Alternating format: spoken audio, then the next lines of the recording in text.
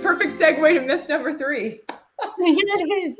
The school doesn't do inclusion, right? Mm-hmm. Where's my X? Donna, where's the X? The school doesn't do inclusion, right? There you go. There it is. This myth transcends inclusion because way too many of us have heard those words, right? We don't do that here. And sometimes it can even really sound convincing. So why is that a myth? It's a myth because every district has to offer a continuum of services, placement options for their students.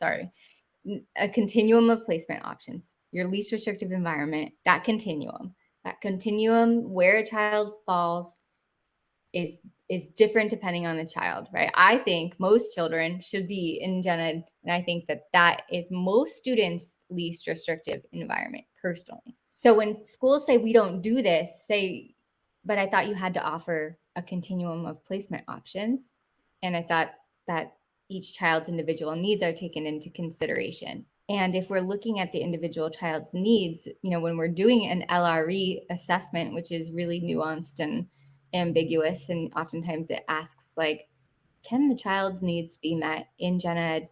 Yes or no? At least in LAUSD, that's what it sounds like. If you say no, then it's like, can the child's needs be met in gen ed with supports and services in place? I mean, that's really broad.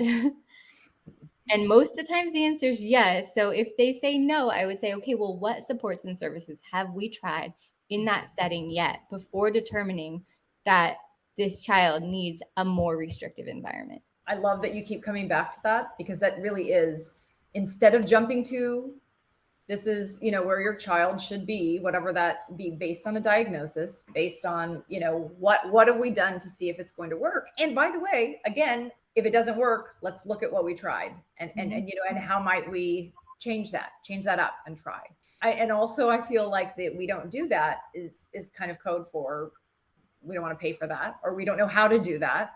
And in the back of your mind, if you're thinking, well, how are they approaching this, right? Like, we don't know how to do that. Again, it's like, well, if there isn't a plan, then who can we bring in that can help? These are conversations being had outside of school districts. They're larger conversations. They're bills that we're working on to get through legislation.